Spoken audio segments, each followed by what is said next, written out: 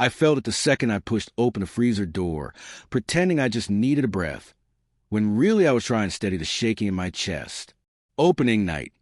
12 years of sweat, sacrifice, and stubborn hope, and all I could hear out front was the neat clink of forks and the soft chatter of strangers who didn't know how badly I wished my own people were there.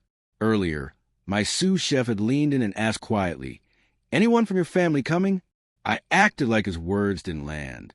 I pretended a lot that night. But my pretending ended the moment my phone vibrated and lit up with a photo from my cousin. My entire family was gathered at my sister's place.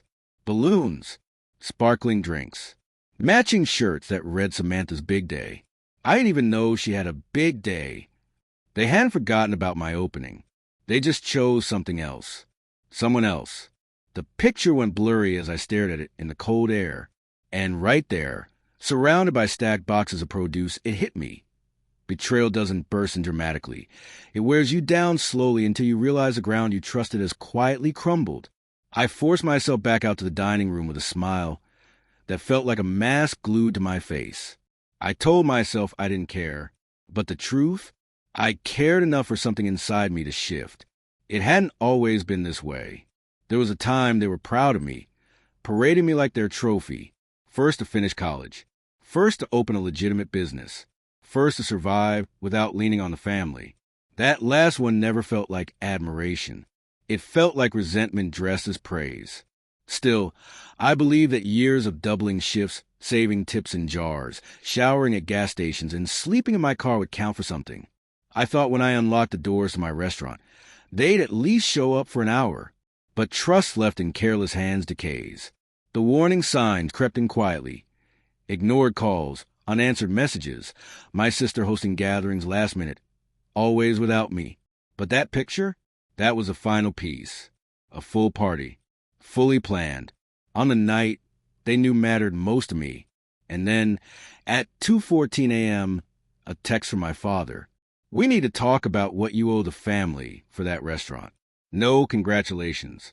No acknowledgement. Just a demand. Something in me went quiet and sharp. No anger. No tears. Just clarity. I didn't argue. I didn't defend myself. Instead, I started collecting every piece of proof. Events I catered for them for free. Menus I designed, ingredients I bought, favors I did, calls I answered at impossible hours. Every time I used my time on my work without giving anything back. I turned patient, purposeful, focused. A week later, I sent a message to the family group chat. "Dinner at my restaurant this Saturday. My treat. Want to celebrate you all." I knew they'd show. They loved being admired more than they disliked me. Saturday came. My team was flawless. The food was exceptional.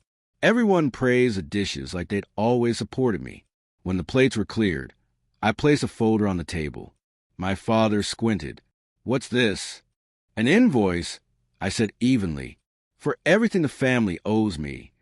Their laughter died quickly when they started reading. Inside was a meticulous breakdown of all the unpaid work, favors, and costs I'd absorbed over the years. At the bottom, total due, $48,630. My sister's voice cracked. "You're joking." "No," I replied calmly. "You all taught me that success isn't shared. It's something I owe." My father slammed his hand down.